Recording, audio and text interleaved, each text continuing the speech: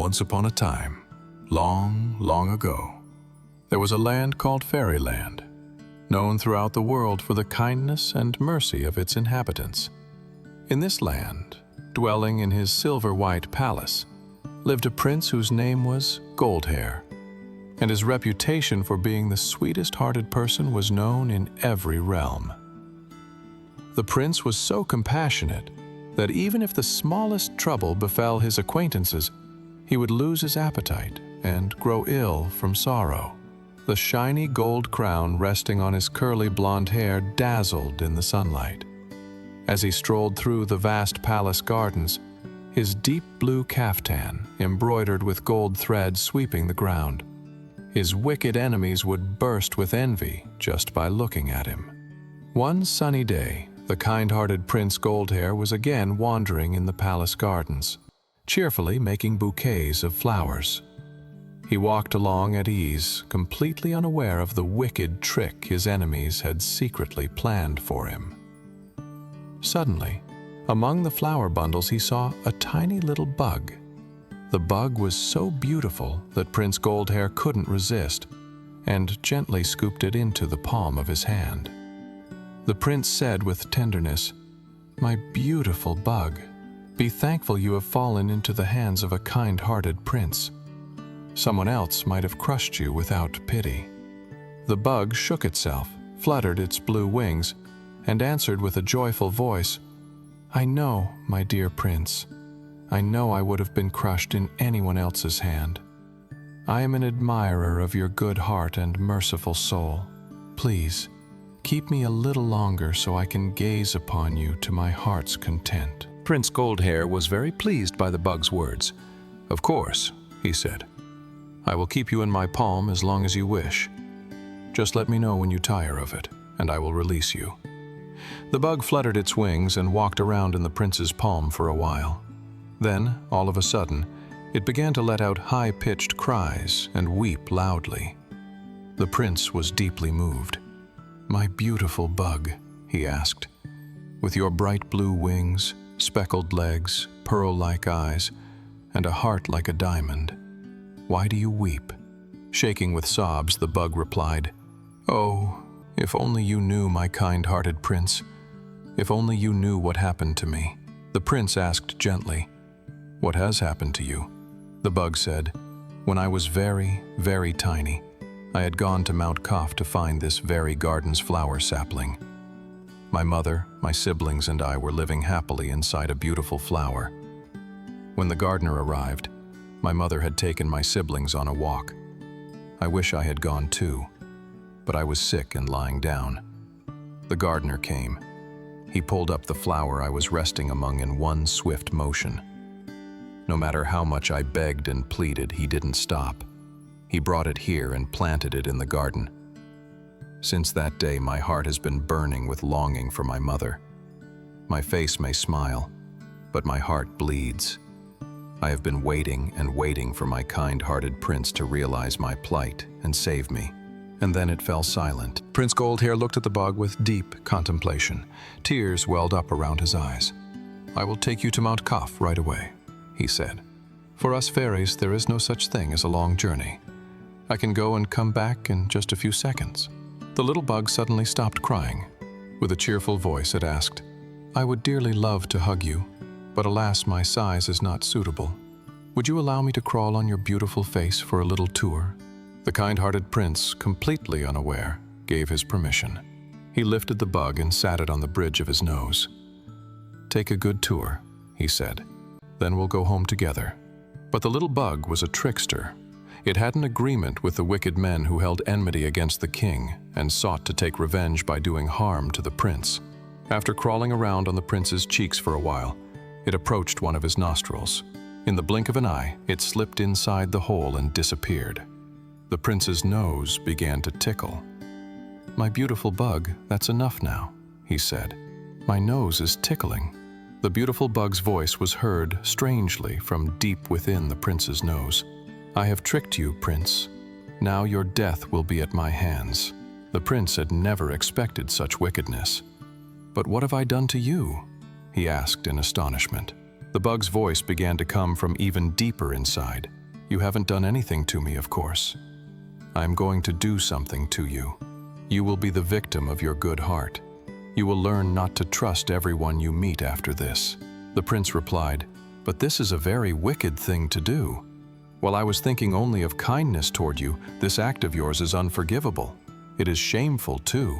Instead of an answer, only a loud guffaw was heard. The bug burst into laughter after settling inside the prince's nose. The prince was baffled as to what to do. He ran into the palace. He informed his close friends of his situation.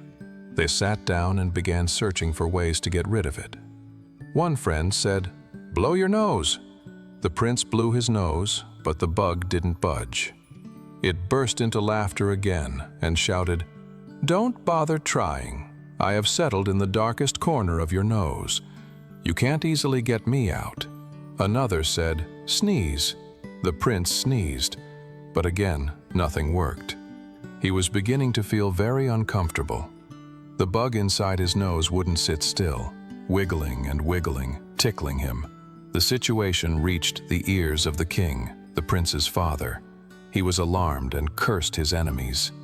Finally, he gathered his viziers and demanded that they find a solution for his son's suffering.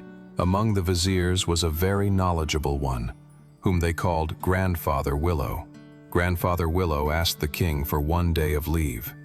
He locked himself away in his mansion and thought long and hard about what had happened to the prince. The next morning he returned to the palace. He summoned the prince, and together they went before the king. Grandfather Willow said, "His Highness the Prince has fallen victim to a trick.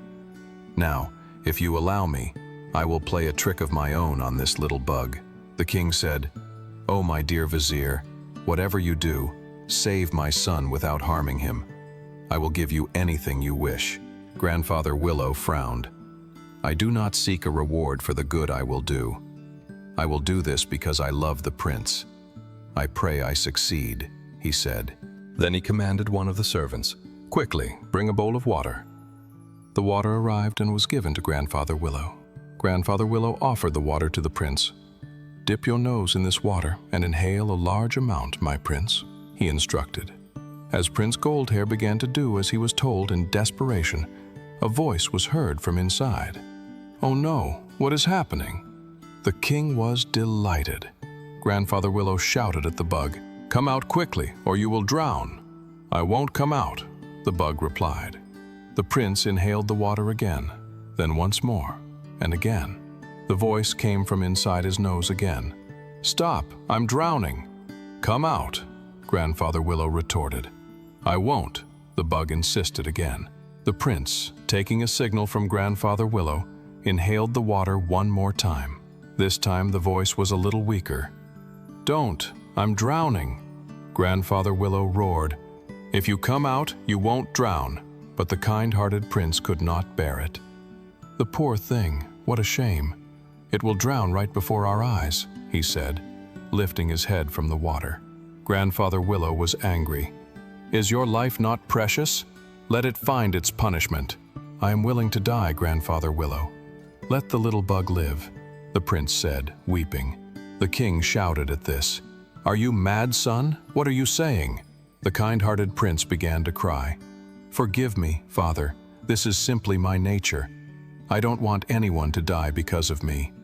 Let me be the one to perish instead." Everyone was astonished by such immense kindness. The stubborn bug inside the prince's nose had also heard everything being said. It suddenly realized how utterly wrong its actions had been. "Stop!" it cried out. "In the face of the prince's kindness, I am coming out. If you wish, you can kill me after I exit." Then it came out of the prince's nose.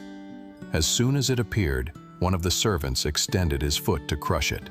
Prince Goldhair immediately stopped him. "Leave it alone." He took the little bug into his palm again. "Why did you do this, little bug?" he asked. The little bug began to cry. "They tricked me," it said. "But I have learned my lesson. I have learned what it means to be kind-hearted.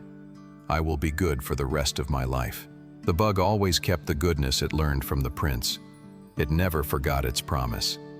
From that day on, it never harbored wickedness toward anyone, and it did not tolerate those who did. And so, the trickster bug, once a part of a wicked plot, became the kind-hearted Prince Goldhair's very best friend. What a truly powerful story, wasn't it, kids? The prince's act of mercy was so great that it changed a wicked heart forever. We hope you loved this tale of kindness and forgiveness. If you enjoyed our 3D animated story, please hit the like button to let us know. And be sure to subscribe to our channel for more amazing fairy tales and moral lessons. Don't forget to leave a comment below and tell us what you would have done if you were the prince. Goodbye for now, and see you in our next magical story.